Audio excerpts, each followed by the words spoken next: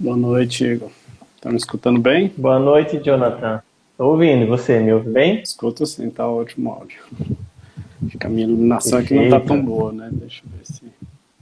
Não, tranquilo. E aí, o que é que me conta de novidade? Como é que foi o dia hoje? O dia foi bem puxado aqui, viu? A gente teve bastante aula hoje, essa, Uhum, essa modalidade de curso de formação à distância é um pouco cansativo, né? Exige um pouco mais de esforço da escola, uhum, não só minha, né? Mas de todos os colegas.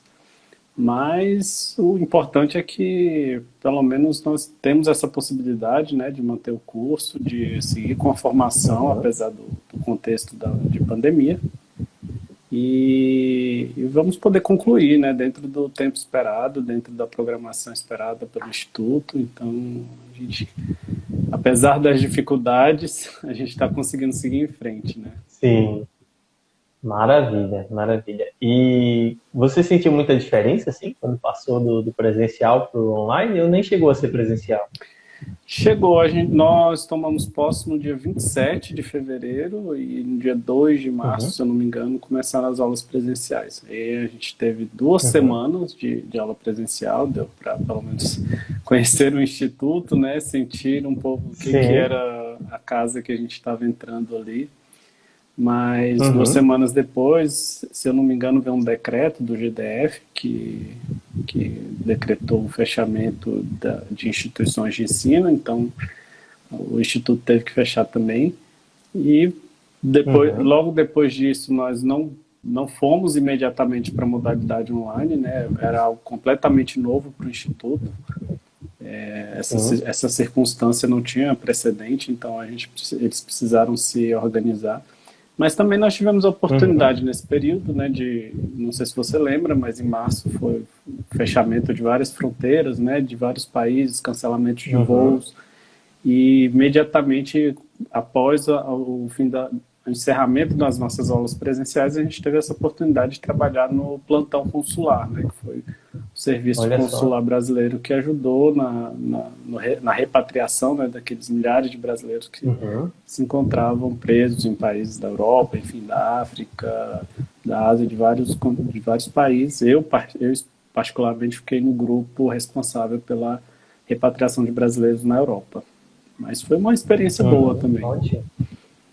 Imagino, né? Entrando agora no instituto, já experiência dessa. Pois é, a gente já entrou 2 semanas Bacana. depois, já colocamos a mão na massa, né? Com realmente o trabalho ali, que é um pouco a vitrine é o que está mais próximo, né, do contato com a população. Então, Uhum, foi algo bem imediato. Assim, foram momentos bem, bem difíceis para os brasileiros, né? A gente trabalhou 24 uhum. horas por dia aqui no plantão consular aqui em Caramba. Brasília. A gente ficava com o telefone disponível 24 horas, então a gente fazia rodízio. Eu fiz acho que 2 vezes o turno da noite, que pega aí das 9 da noite às 6 da manhã.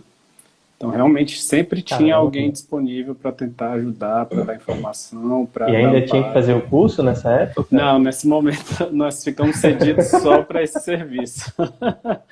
Se, Imagino, né? se fosse, tivesse ido do trabalho, teria sido algo bem, bem fora da realidade, né? Acho que não seria muito Uhum. possível, né? Até mesmo pelo horário que a gente tinha que cumprir. Sim, sim, é verdade, é verdade. Legal, já, legal. Então, assim, como a gente estava conversando, né, nessa nossa live, falar sobre a presença negra no Itamaraty, né, a presença de negros. E você falou que não tinha muita estatística assim disponível, né, sobre isso, que seria difícil falar sobre esse tema, né? Mas assim, da sua experiência, o que é que você já ouviu? Quantos negros você já conheceu no Itamaraty? Me fala um pouquinho disso. Se nós não temos dados consolidados, né, sobre o número de negros e negras no Itamaraty, houve, se eu não me engano, alguns esforços para ter esses dados, mas eu não sei em que pé andam, não sei se avançaram muito. É um pouco complicado também, né? Uhum. Porque é um quadro muito grande, com profissionais que estão fora do país, que estão dentro do país, que estão em outras carreiras, que estão em outras instituições.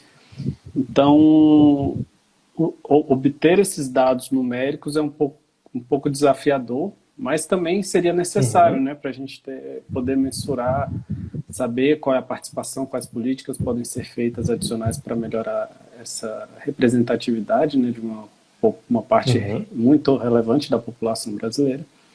Mas realmente nós não, assim, eu não conheço. Se tiver alguma outra informação mais específica, eu ainda não tive acesso.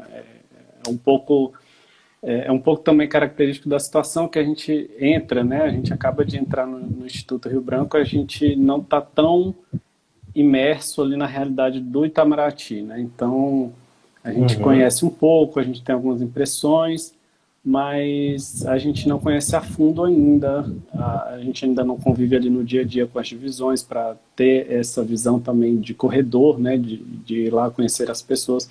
E no ano de pandemia também, que funcionou por rodízio, isso seria ainda mais difícil. Entendi. Eu não tenho esses dados numéricos, eu busco assim algumas impressões gerais. Acho que isso também é um conhecimento um pouco público, né? Que a participação o ingresso de negros no Itamaraty tem crescido com essa política afirmativa da lei de cotas, né? Que institui 20% das vagas a cada concurso e tem sido seguido desde 2015, né? E Uhum. em geral há exceções, mas em geral a população, os negros que entram estão um pouco restritos a esses 20% das vagas reservadas. Entendi. Antes disso, eu tive a oportunidade de olhar alguma turma ou outra com uma participação também baixa, um, dois, não sei, não lembro se vi um número superior a isso em outras turmas. Eu também não tive ainda a oportunidade de olhar todos esses dados, ir atrás de todas as Uhum. turmas para saber, né? Não houve ainda uma iniciativa nesse sentido, mas é algo que a gente percebe que tem crescido, principalmente na última década, como uma influência mesmo da lei de cotas, essa garantia legal, né, que foi um direito Uhum. conquistado por um movimento social importante no Brasil, e que os efeitos dessa política eles ainda não são muito bem conhecidos também, né? Eu Uhum. pego a minha experiência pessoal de uma pessoa negra que foi aprovada e o impacto que isso causa em todo o meu entorno, né? Em todas as pessoas que me Sim. conhecem, a minha família. Enfim, você se torna uma referência, você se torna uma pessoa que pode ser vista como uma fonte de, não só pode ser de inspiração também, mas uma fonte confiável para buscar informação, para buscar informações acerca de profissão, de estudo, enfim, de várias outras formas que você não teria se você não tivesse uma presença assim tão próxima, né? E o Sim. efeito Sim, verdade. também um pouco psicológico, né, que é algo que eu acho que é um dos maiores efeitos assim da realidade da população negra, que é um efeito psicológico de não se achar, de não conseguir conquistar espaços, né, e ter, às vezes só de ter uma pessoa a quem recorrer, uma pessoa que está nesse lugar que você tanto Uhum. almeja, já é uma mudança de paradigma de que torna aquilo real, né, bom, e tem E ainda essa referência, né? isso, Que exatamente, acaba se tornando referência, né? exatamente. Isso é muito bom. É muito bom. Então, essa lei de cotas existe desde 2015, mas você me falou que em 2001 foi o ingresso da primeira negra usando o recurso da Bolsa de Ação Afirmativa, né? Isso, algumas conversas assim de corredor, eu cheguei a conhecer uma conselheira que ela foi a primeira a ser aprovada usando os recursos da Bolsa Afirmativa, que foi instituída em 2001, Uhum. ela foi logo na primeira, agora eu não tenho certeza se foi logo na primeira tentativa como bolsista, mas desde 2001 nós contamos aí com essa possibilidade de um financiamento dos estudos, né? Que os custos para estudar para esse concurso são muito altos, é um concurso muito específico, as matérias são muito específicas, assim, há alguma proximidade com alguns poucos outras carreiras, como por exemplo a gente no último edital pelo menos, né, a gente da Agência Brasileira de Inteligência, mas a preparação ela é muito específica, né? Não são muitas as carreiras que cobram conhecimento aprofundado de línguas, de economia, de direito, de história, de redação. Então, é muito específico. Quando você encontra professores de qualidade, não vou falar de qualidade, mas que tem mais experiência com concurso, né? Eles acaba que o custo deles é um pouco mais alto, alguns deles se dedicam exclusivamente a esse concurso, né? Então, por ser um mercado relativamente restrito, acaba que o custo é mais alto, a procura é alta e a oferta é baixa, né? Um princípio um pouco econômico, mas aí, enfim, em 2001 teve esse ingresso, desde então todos os anos nós temos bolsas. Antigamente, no início era um concurso separado do concurso para o CACD, né? Que o último foi em 2015, eu peguei essa bolsa, esse concurso para a bolsa de 2015, foi o último que teve. Desde então ele tem sido vinculado ao próprio edital do concurso, né? E era a aprovação na primeira fase. Exatamente, primeira fase, dependendo das possibilidades de renovação, aí os critérios vão aumentando, né? A aprovação na primeira fase, depois a aprovação na segunda fase, e até na terceira fase com aprovação e não classificação. Acho que, se eu não me engano, a bolsa ainda pode ser renovada até 3 vezes, não, até 4 vezes, se eu não me engano. Não lembro se reduziram, eu não lembro se tinha quinta também, porque também, assim, às vezes parece um pouco contraditório, né? Um prazo para quem assim não está no trimestre, não é um prazo tão grande de renovação da bolsa, mas esse é um concurso que em média as pessoas estudam 4, 5 anos, né? Em média. Há pessoas que estudam 8, 9 anos, há pessoas que são minoria, que passam em 3, 1, 2 anos, também é minoria quem passa em prazo maior. Você foi bolsista desde o início dos seus estudos? Assim, desde 2015 você... Sim, foi condição... Aliás, você começou a estudar para o CACD em 2015? Em 2015, eu me formei em 2015, né, pelo Legrau em fevereiro de 2015, e depois disso eu estava pensando na carreira e eu buscava informações, via os custos, eram realmente bastante elevados, assim, eram bem além da minha condição financeira do período, e então ter conseguido a bolsa foi condição essencial para que eu conseguisse me dedicar a esses estudos, né? Sem esse recurso eu realmente não teria tido condições de me preparar da forma mais adequada, porque os custos são bem elevados, né? Como já mencionei antes, mas eu consegui em 2015, a bolsa demorou um pouco, assim, a gente teve o concurso em 2015, a bolsa saiu mesmo em 2016, então 2016 foi realmente o ano que eu consegui começar a me preparar de verdade, consegui me dedicar, consegui montar um plano de estudos, contratar professores, contratar cursinhos, enfim, isso começou em 2016, basicamente. E aí depois disso eu tive mais 2 bolsas, em 2017 para 2018 e depois a de 2019 para 2020. Sim. Aí não precisou mais de bolsa. Aí que bom, não precisei mais. Foi a última, libera também espaço para outra pessoa que vai poder se dedicar, né, que vai fazer melhor uso desse recurso nesse momento. Né? Ótimo, maravilha.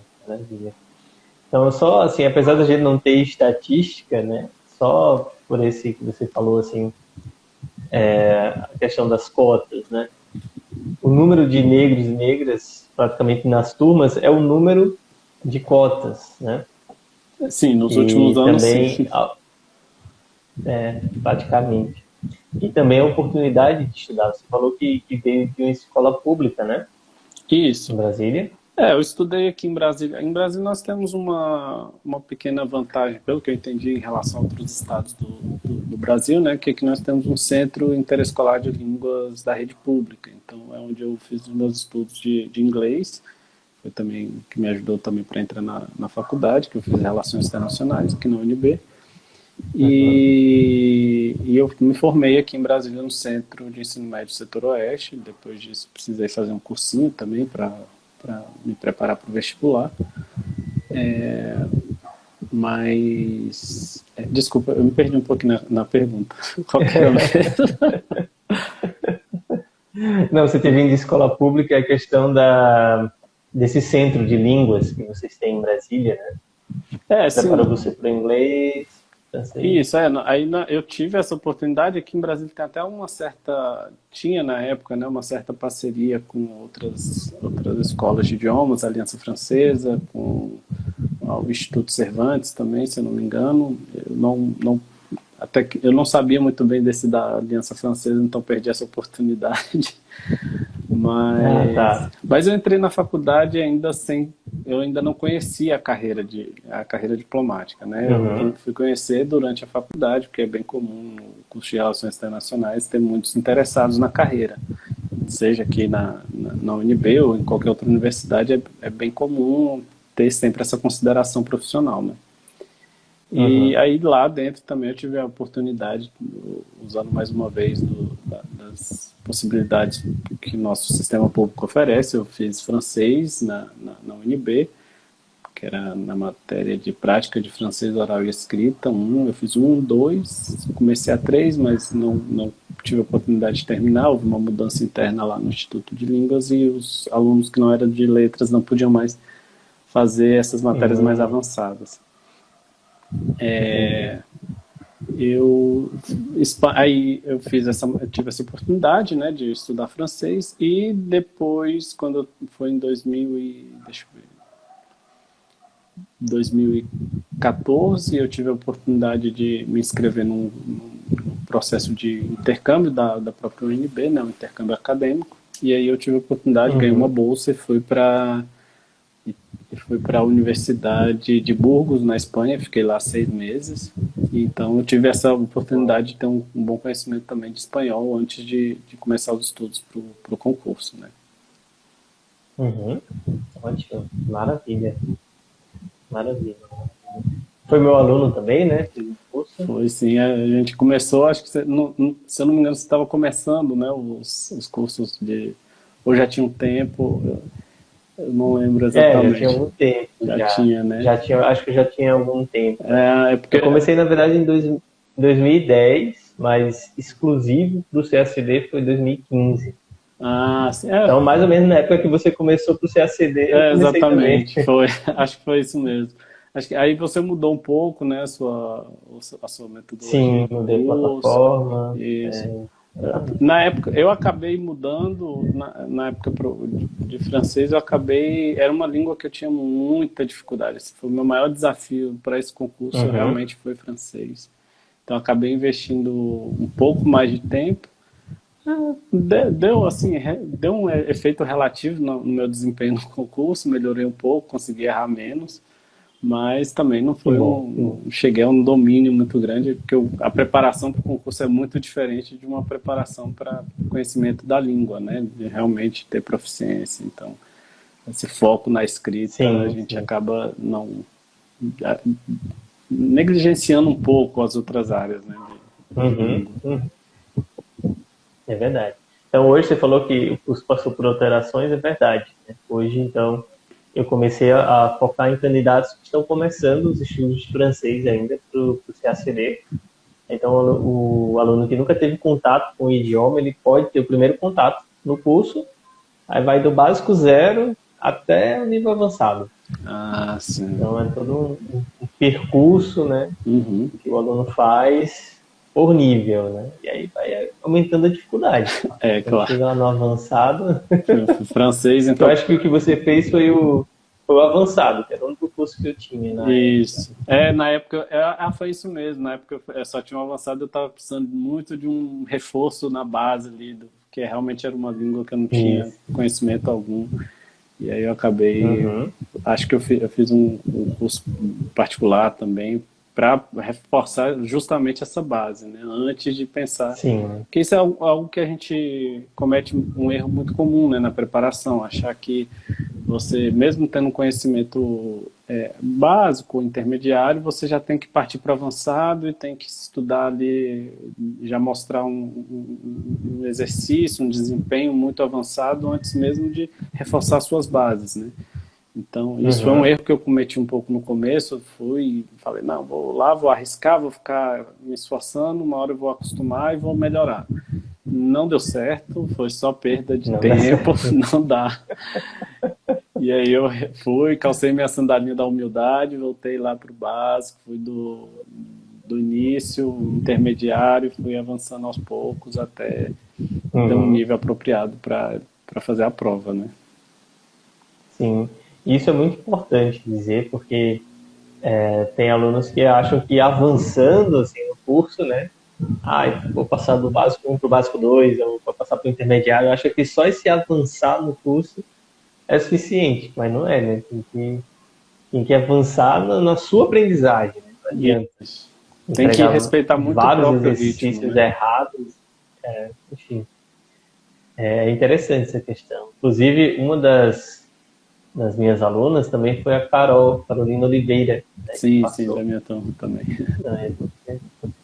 E ela estudou comigo, começou fazendo inglês há bastante tempo, eu estava no início, aí ela me pegou no início da preparação para o CACD, e ela fez o percurso completo também.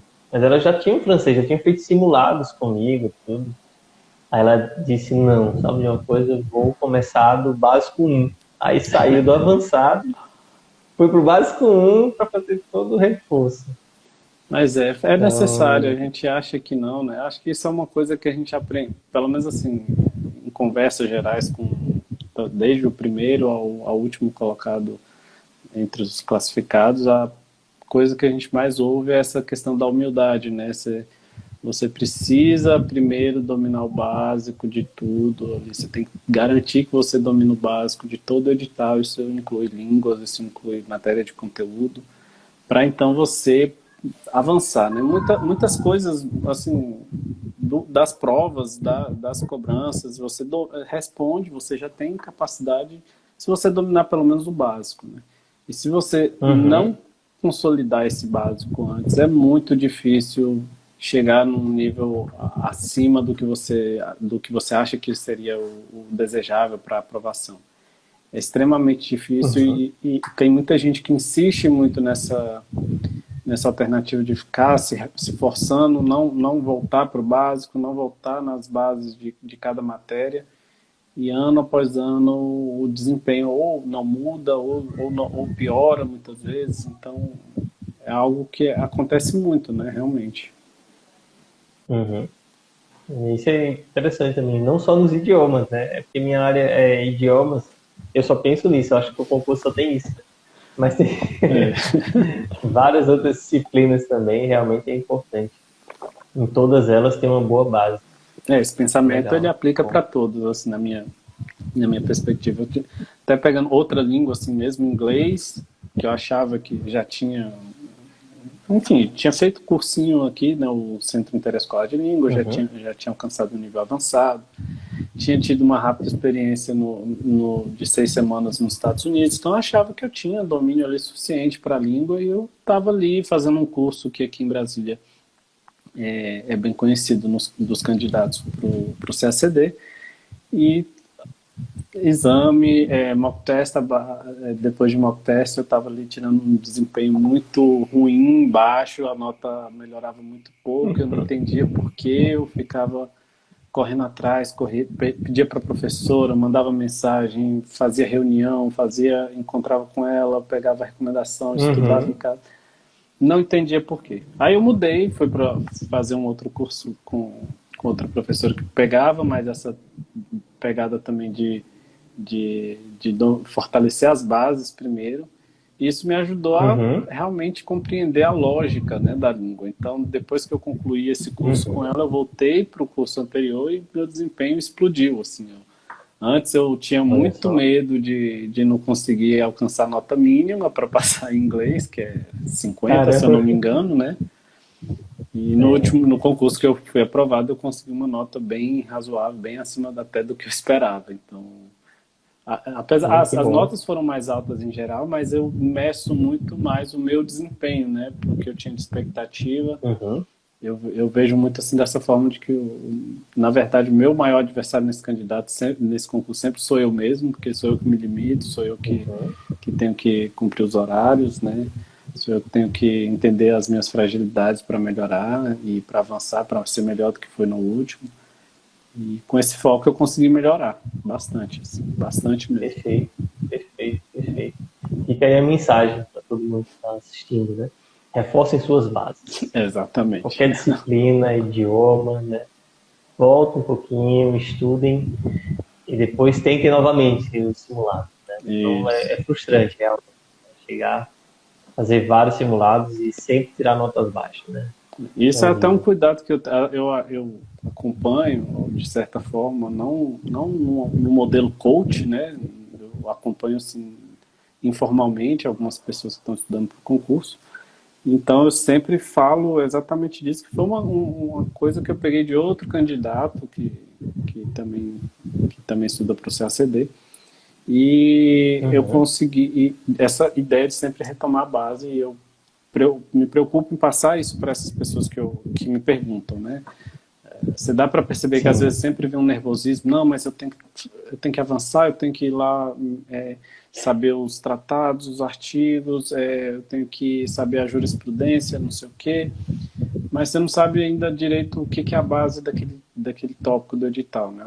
Qual que é a informação básica daquilo dali, para a partir daí você poder avançar. E isso tem que cobrir tudo para depois você aprofundar. Então eu tento passar um pouquinho disso para as pessoas que eu conheço. Me parece que elas têm tido uma boa receptividade. Vamos ver se vai aparecer resultado no concurso, né? É verdade.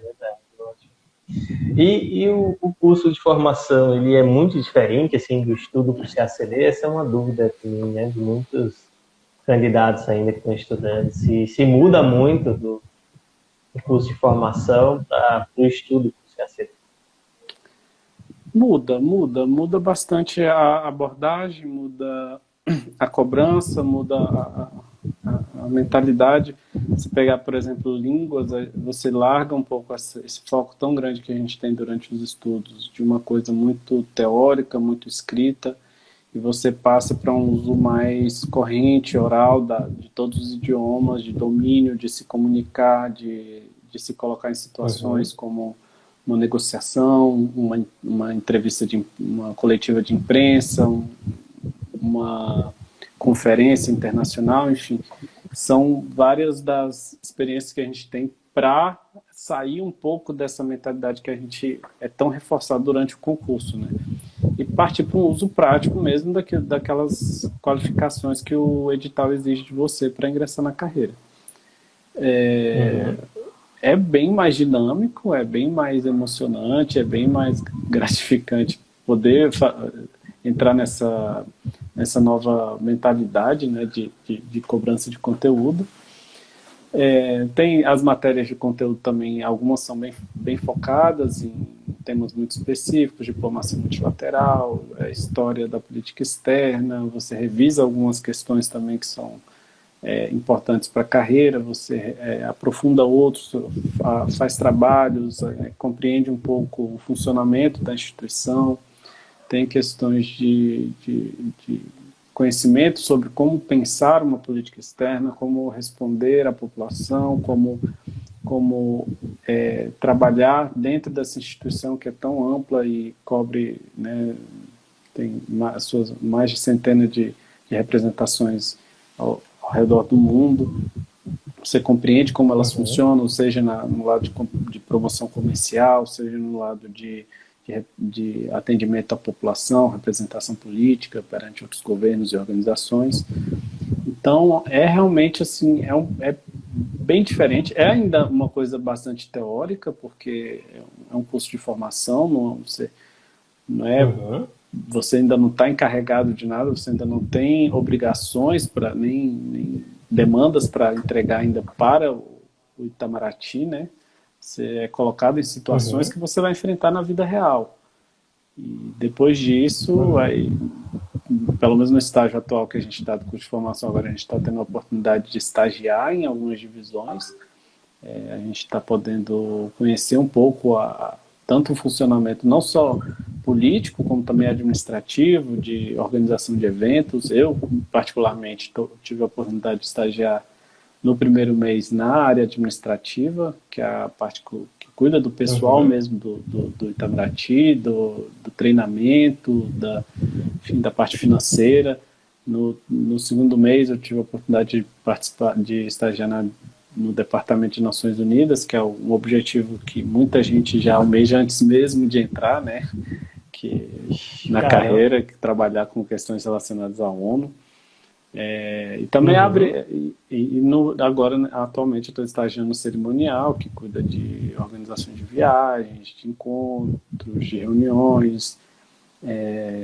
Tem um lado político também muito forte, de representação, é todo um cuidado que se tem para que não só o evento ocorra da melhor forma possível, mas para que o ambiente seja o mais propício para que as negociações avancem, para que a relação Uhum. entre os membros seja produtiva, para que tudo ocorra da melhor forma possível, né? Então, a gente está tendo essa oportunidade um pouco de contato diário agora nesse momento, em alguns dias da semana. É bem diferente mesmo, assim, você vê que é uma realidade também até diferente. Você sai do CACD, que é um universo próprio e Sim. específico, entra no Rio Branco, que é um universo também muito próprio, específico, com a sua própria dinâmica. E depois Aí depois do começa a participar. Itamaraty. Isso, Itamaraty é outra coisa. Dentro do próprio Itamaraty você tem várias áreas de interesse. E tem gente que entra Uhum. com uma ideia muito fixa, né? De, eu quero trabalhar com isso ou com aquilo. Mas, pelo menos pela minha experiência, assim, acho que muitas vezes, e pelo que eu tenho escutado, muitas vezes você acaba gostando de áreas que você nunca imaginou que iria trabalhar, né? Então, assim, Uhum. até mesmo trabalho com gente, um trabalho um pouco de gestão de pessoal, que em algumas pessoas de repente se descobre ali naquela área, e também há espaço para crescer dentro disso, dentro do Itamaraty. Então, assim, é ter a mente aberta o tempo inteiro, né? Você, por exemplo, já tem algum plano futuro? Tem alguma área de preferência? Olha, área de preferência não. Eu realmente não entrei com nenhuma ideia de uma divisão ou tema muito específico que eu quisesse trabalhar. Mas as três experiências que eu tive foram muito boas, foram muito positivas. E até mesmo, assim, partindo de uma realidade que é a primeira remoção de qualquer diplomata em geral, você acaba trabalhando no setor administrativo da embaixada. Então, Uhum. então, ter esse conhecimento é um diferencial, talvez usar esse primeiro momento aqui na Secretaria de Estado para aprofundar esse conhecimento pode ser algo muito produtivo para você. Mas eu não tenho, assim, realmente nada fechado, que quando sair a lista, quando nós concluímos o curso de formação, aí são apresentadas as vagas disponíveis para Uhum. lotação, e dentro dessas vagas disponíveis a escolha é por antiguidade, que aí é uma soma de 25% da nota do concurso e 75% da nota do seu curso de formação, do seu desempenho no curso de formação. Uhum. E aí se Ah, eu forma não uma sabia que lista. era, eu achava que era só a nota do curso de formação que contava. Não, é A nota porque do concurso também conta. entra, mas é uma mudança, todo ano assim há alguma mudança, então pode ser que no próximo ano seja diferente, tudo depende muito Uhum. da própria direção do Instituto Rio Branco, né, da diretora-geral, no caso atualmente a embaixadora Maristela, Houve anos em que a única nota que contava para essa lista era a nota no concurso, houve anos que era só a nota no instituto, então muda e não tem nenhuma regra assim escrita e fixa, né, para isso. Entendi. Interessante. Bacana, bacana, bacana. Ótimo. Então essa é a primeira preocupação, né? Depois que acabar o curso de diplomata, é onde você vai ser lotado, né? Onde você vai trabalhar. Aí depois se pensa assim, para onde se vai viajar. Isso, é porque agora a determinação atual é que a gente tem que ficar no mínimo 2 anos, se eu não me engano, 2 anos na Secretaria de Estado antes de poder solicitar uma remoção para um posto da categoria D, acho que 3 anos para categoria B, para categoria C e 4 anos para categoria A. Eu só não lembro muito bem onde se encaixa o B, se é no 3 ou 4, mas eu acho que é 3. E 2 pode ser C e D. Eu só não tenho certeza agora, que é uma preocupação também futura, né? Ainda vou ter que passar um tempo aqui, aí vou ter tempo de realmente conhecer o funcionamento da instituição, o mecanismo de remoção, que é como é chamado, para então poder realmente pensar nessas outras possibilidades, conhecer melhor os postos, conhecer melhor onde eu teria interesse de ser removido, né? Maravilha, maravilha, maravilha. Ótimo, ótimo, Jonathan. Acho que já falamos bastante coisa, né? Vamos ver se o pessoal tem alguma dúvida. Se vocês têm alguma dúvida, podem colocar aí no chat. O Jonathan vai responder se for possível. Se não for segredo de Estado, ele responde. Não. Tudo tem alguma resposta, né? Então, nem tudo precisa ficar completamente em segredo. O que não for possível compartilhar, a gente não comenta. Olha aí a Bárbara. Oi, John. A Bárbara, minha colega de turma. Também tem feito muitas lives. Ela já tem mais experiência aqui nesse mundo virtual do que eu. Uma das pessoas jovens da turma que ingressou com... Olha aí, arrasou no francês na semana passada, olha aí. Parabéns! Sim, porque nós tivemos uma simulação na matéria de linguagem diplomática. Nós estamos tendo assim, simulações para saber, para aprender, para ter a experiência de como se portar em determinadas situações que ocorrem ao longo da carreira, né? Então, muitas vezes acontecem situações inesperadas que, se você não tiver a mínima noção, você pega completamente de calças curtas, né? Então, nessa situação específica, o professor descreveu uma situação que nós estávamos em determinado país e ocorreu um evento no país fictício e os curadores eram formados em universidades, enfim, tinham um amplo conhecimento da língua francesa. E a embaixadora passou mal no dia e eu ia ter que representar ali de surpresa. Ela mandou uma mensagem: olha, eu não vou poder, faz um discurso aí em nome da embaixada e vai dar tudo certo. Eita, caramba. Só que o discurso tinha que ser em francês. Então, assim, foi uma coisa bem inusitada. Na hora a gente estava lá se preparando, né? A gente se prepara, ele comenta o contexto. Eu realmente tinha que... Todo mundo fala, eu sabia que seria eu, né? Todo mundo fala isso. Mas eu realmente estava me preparando, já estava pesquisando um pouco sobre a pessoa que eu ia falar, estava fazendo um pré-discurso em português aqui, tudo organizado. E de repente, aí em francês. Aí deu um branco assim na mente, tudo que eu anotei não valia de nada. E eu tive que me virar, né, fazer um pequeno discurso em francês, em nome da embaixada, mas deu tudo certo. O único problema foi uma certa falta de entusiasmo, mas acho que é o tipo de situação que a gente é treinado. A gente faz você pode ter enfim, um nível básico, um nível avançado de francês, vai ter uma formação muito própria para o seu nível lá no Instituto Rio Branco, que é para te deixar preparado para qualquer situação. E acontece muito às vezes, você ir para um país, por exemplo, digamos, ir para a Alemanha e você não ter conhecimento da língua e te chamarem para discursar. Você vai ter que se virar. Você vai fazer o quê? Vai arranhar um alemão. Se você não aprender, você vai É, falar algumas palavras e pedir para discursar o restante em inglês. Enfim, você vai ter que falar alguma uhum, coisa em nome do seu país, né? Você vai ter que representar. com certeza. Então, foi uma situação que acabou dando tudo certo. É, a Bárbara disse que foi muito bom. Olha aí. Ela é boazinha. Reconhecimentos, colegas de turma. É porque ela é muito gente boa, ela gosta um pouco do nosso desempenho. A gente foi colega de turma de francês também, Uhum, no instituto mesmo, né? As turmas de língua são os momentos que a gente mais teve de interação com os colegas de turma, né? E a Bárbara é da minha turma, então a gente teve um pouco mais de contato. nossa, muito bom. Bom. Vocês entraram em que nível lá? Você entrou em que nível? Lá, antigamente, se eu não me engano, tinham 3 níveis de francês, como tem de espanhol, né? Só Uhum. que. Só que.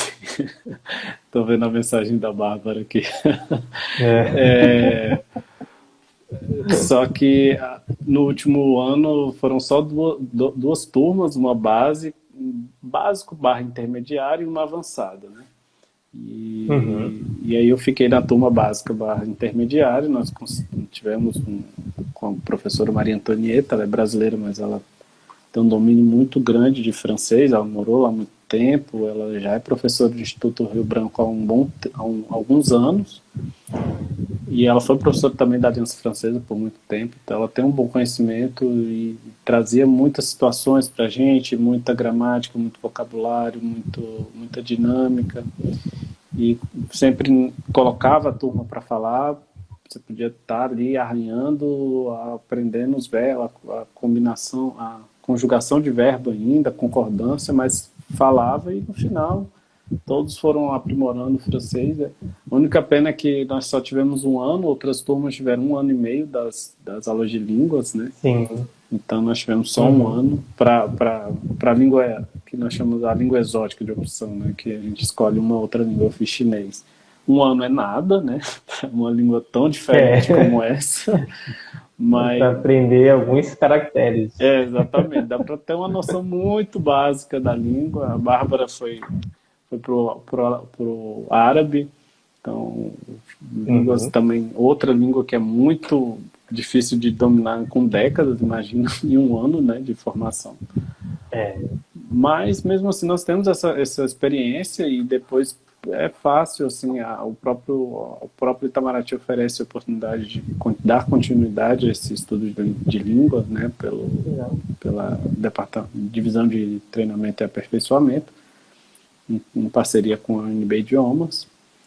E nós temos essa oportunidade também de continuar os estudos, ou até mesmo alguns colegas que têm mais interesse, eles continuam os estudos particulares, né? Contratam professores Uhum. particulares, já tem alguns professores que já são um pouco conhecidos, então dá para manter esse aprendizado e aprofundar um pouco, né? Muito bom. Muito bom. Ótimo. Maravilha, maravilha, Jonathan. Então, vamos fazer o fechamento da nossa live, né? Sim. Eu queria que você deixasse aquele fechamento típico, né? Deixa uma mensagem para quem está te assistindo, principalmente para os negros e negras que estão estudando para o CACD. Acho que antes eu posso. Eu vi aqui que tem uma pergunta da Lena, se não me engano. Tem. Foi, acabou de surgir. Eu Sim, posso pode falar. respondê-la antes de fazer o encerramento. Sim, sim, pois não. É, é realmente assim, ela quer saber, né, como equilibrar o cansaço do dia a dia com a vontade e necessidade de estudar. Eu não sei se no caso da Lena, se ela trabalha ou se ela tem outras obrigações que não o concurso. Eu tive a oportunidade de poder me dedicar exclusivamente ao concurso, não tive que fazer não tive outras obrigações, graças também a essa oportunidade da bolsa, né? Mas Uhum. realmente é um equilíbrio muito difícil de se alcançar. Até uma das pessoas que eu acompanho nos estudos, ele trabalha, faz mestrado também, e tem alguma disponibilidade de horário para se dedicar ao concurso. Então, a estratégia que a gente adotou foi seguir alguns ciclos, né? Que ele decidiu adotar, na verdade, né? De começar com algumas matérias, pegar, por exemplo, economia, que é uma matéria com um edital muito extenso e que é uma matéria que tem muita dificuldade. Histórias são matérias um pouco fundamentais para todo o estudo, né, de outras matérias. Então tem que pegar o horário disponível, o turno que vai ser possível estudar, saber priorizar, por exemplo, línguas são estudos que não dá para parar quase em momento algum, assim, na minha perspectiva, né? É algo que lembra um pouco assim uma atividade física. Quanto mais tempo você vai passando se fazer, mais você vai perdendo condicionamento. E o contato ali semanal, às vezes dá para diminuir para um contato quinzenal, diminuir o horário, diminuir o número de atividades, mas é importante manter esse contato constante.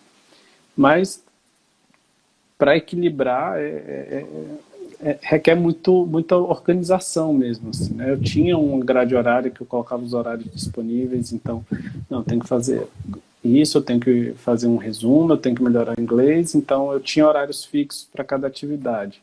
Eu tinha um dia específico para fazer um simulado de inglês, eu tinha um dia específico para fazer um simulado de francês, de espanhol, tinha que usar os finais de semana em muitos momentos. Esse colega que eu falei que está fazendo esse equilíbrio, ele tem avançado, já estamos aí em um ano que ele começou realmente do zero, então já tem um ano ele já conseguiu passar por todos os tópicos do edital, e agora ele já está entrando numa fase de mais revisão, está conseguindo, já pegou esse primeiro ciclo que ele fez de todas as matérias, já está fazendo um certo aprofundamento, fazendo mapas mentais, fazendo flashcards, usando aplicativos, há um compartilhamento também de experiências, sempre que eu posso, sempre que ele precisa, ele me pergunta. Isso é uma coisa boa, né? Em geral, você encontra pessoas fáceis, principalmente as pessoas que passaram nos últimos concursos, não são difíceis de você mandar uma mensagem, pedir uma recomendação, pedir uma indicação de qual é o melhor caminho, enfim, de indicações de professor, de estratégia, de técnica de estudo, de organização de horário, de priorização de aplicativos que você utilizou para te auxiliar no seu estudo. Isso é uma coisa que é relativamente fácil, assim, em geral, pelo menos mandar uma mensagem. Mesmo quando eu estudava, eu não encontrava muita dificuldade de fazer esse contato. Sempre que alguém me manda alguma mensagem, eu busco responder, eu busco ajudar da forma que é possível, né? A gente, querendo ou não, o Instituto exige muito da gente também, então quem está no Instituto às vezes demora um pouco mais, mas eu entendo que, em geral, as pessoas sempre acabam respondendo. Então é priorizar, saber que, como tem um tempo muito escasso para se dedicar aos estudos, o prazo provavelmente vai ser um pouco mais largo, trabalhar com um prazo de estar no nível, dependendo do nível que se encontra de preparação atual, né, de estar num estágio de competitividade maior, no prazo de 2, 3 anos, provavelmente, e ter clareza, ter paciência de que vai levar um pouco mais de tempo.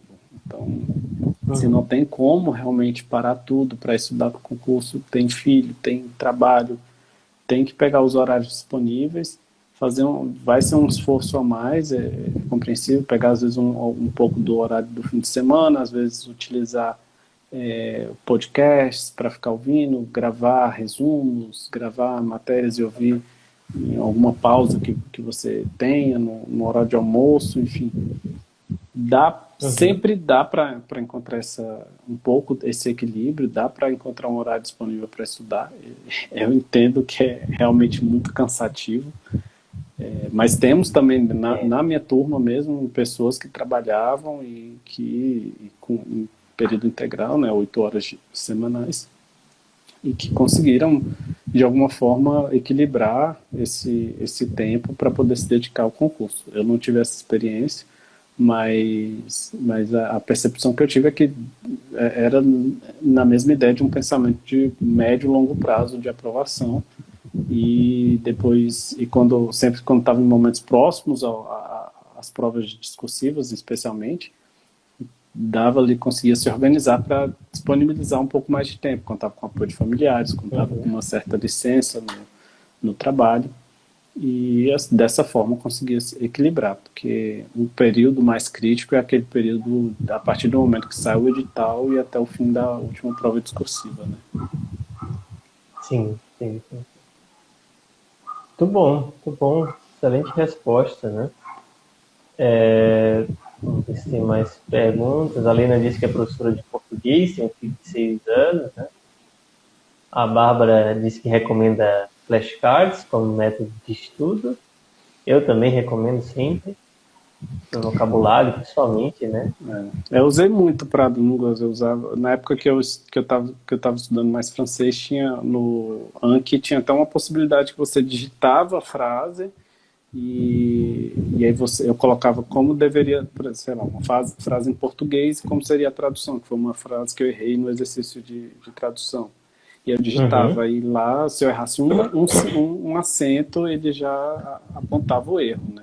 Mas depois disso, acho que teve uma atualização, eles tiraram essa opção, infelizmente. Mas dá para achar alternativas, né? Dá para fazer manual, de repente, dá para fazer de várias outras formas. O flashcard eu usei muito, particularmente, usei mesmo, assim, usei para quase todas as matérias. Acho que foi o único realmente instrumento, assim, de técnica de revisão que eu usei constantemente. Eu passo isso, também recomendo. Eu tive essa pessoa que acompanha, ela não se adaptou tão bem aos flashcards, mas ele se adaptou muito bem aos mapas mentais, que eu nunca fiz. Mas ele foi atrás, buscou informação, buscou meios de fazer. Ele tem uma memória mais visual, né? Então você tem que sempre ver o que funciona melhor para você, não é porque alguém foi aprovado e passou e utilizando o flashcard que você tem que necessariamente seguir aquilo ali, independente da sua vontade ou não. A gente usa as ferramentas que a gente tem à disposição porque está funcionando para a gente. E você só descobre o que funciona para você com a sua experiência. Não tem muito assim. Você ouve recomendação. Testar, né? Isso, você tem que testar. Não tem jeito. A Bárbara está querendo saber se eu li A Era dos Extremos, que está aqui na minha estante. Eu li capítulos selecionados.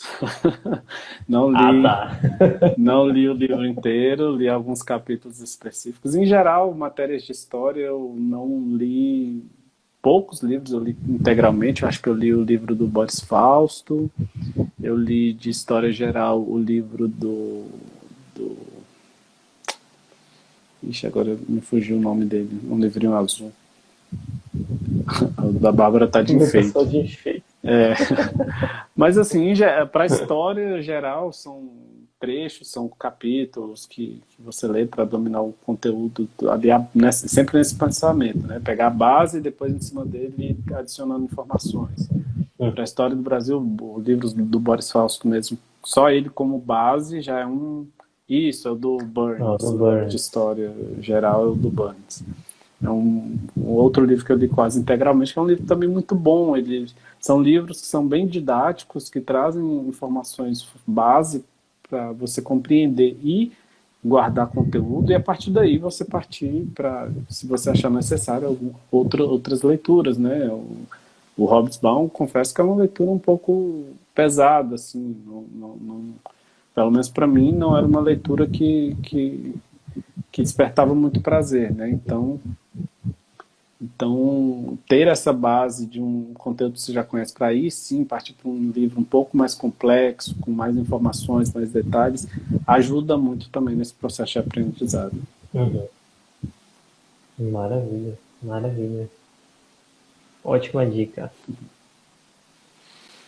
Muito bom, muito bom. Então vamos para o nosso fechamento? Vamos estourar o tempo aqui e o Instagram não deixar salvar a live, porque às vezes acontece. Sim. Não, então, bom, eu agradeço, né, o convite, é sempre um prazer poder contar um pouco da minha experiência, ainda que ela seja ainda bem imaturo ainda vou aprender muita coisa lá dentro, vou conhecer muita coisa, muita gente, vou conhecer mais da realidade, as coisas vão mudar, espera-se, né, vão mudar, elas sempre estão em constante mudança, nós ainda vamos ter outros diplomatas negros que vão entrar ao longo dos próximos anos. A gente espera que ocupar esses locais inspire outras pessoas a buscarem essa carreira. Eu, particularmente, nunca tinha ouvido falar da carreira até o período ali pré-vestibular e entrar na faculdade. E imagino que é uma coisa também que outras pessoas nem cogitam também por não conhecer, né? Uma carreira muito específica, não muito tradicional, né? Na sociedade brasileira. E deixar um pouquinho uma mensagem de otimismo, né? Nós tivemos esses anos aí de aplicação da lei de cotas, tivemos um ingresso maior de negros. Em alguns anos nós vamos ter mais negros, porque leva um tempo, né, para ter uma resposta mais visível dessa representatividade em algumas carreiras, né? Até termos mais e mais negros em posições de chefia e alta chefia leva também um tempinho, então, mas a gente espera que isso seja, que ela represente cada vez mais, né, a realidade brasileira e que outras pessoas se sintam inspiradas e que se sintam representadas numa carreira que é tão importante para os interesses não só de brasileiros, da sociedade em geral, como também de forma mais direta de empresas, de governos, da relação entre povos. E é uma carreira. Convido outras pessoas que talvez estejam pensando na carreira e ainda não decidiram começar os estudos. Busca informações, manda mensagem para candidatos aprovados nos últimos anos. Em geral, são bem acessíveis. Se não deu certo com um, manda para outro. E você vai conseguir essa informação de alguma forma. Ótimo. Você tem alguma referência, assim, algo que a gente esqueceu de comentar? Você estava nos registros da nossa conversa. É sobre o embaixador, né? Você conheceu um embaixador negro no Canadá, né? Nós tivemos uma breve reunião com o embaixador, ele está, se eu não me engano, no consulado no Canadá. E, bom, ele, assim, conversando com ele, nós tivemos um pouco contato com como foi a realidade dele, como foi a ascensão dele, né? E também, da mesma forma que nós podemos ser uma referência para outras pessoas, ele lá dentro é uma referência muito importante para nós, né? De conhecer a realidade da instituição, de conhecer as possibilidades de ascensão, de conhecer como funciona a relação interpessoal entre diplomatas, né? Então, é importante contar com esses canais, de contar com essas pessoas para poder conversar, para poder tirar alguma dúvida e ter alguma ideia de que há caminhos possíveis que você possa seguir para chegar nos cargos mais altos de representação, de chefia, de alta chefia, e chegar a posições em que você seja responsável mesmo por tomar decisões, né, e fazer mudanças mais diretas, né, com base enfim, de sonhos ou anseios ou necessidades que você identifique na própria instituição. Né? Nossa, espero que você chegue lá, né? Espero que tenha um caminho aí, cara. Na sua ascensão. Então, obrigado, Jonathan, muito obrigado pela conversa. Espero que todo mundo que tenha assistido também tenha gostado. E é isso aí. Então, continuamos em contato. Sim, claro. E sempre que alguém quiser alguma recomendação, também pode mandar mensagem que eu tento responder quando tiver mais disponibilidade, né? Perfeito. Obrigado, Bárbara, pela participação também. E quem quiser também entrar em contato comigo, estou sempre aberto. Tá bom, gente? Certo. Obrigado. Tchau, tchau. Tchau, boa noite. Obrigado pela presença de todos. Boa noite. Boa noite.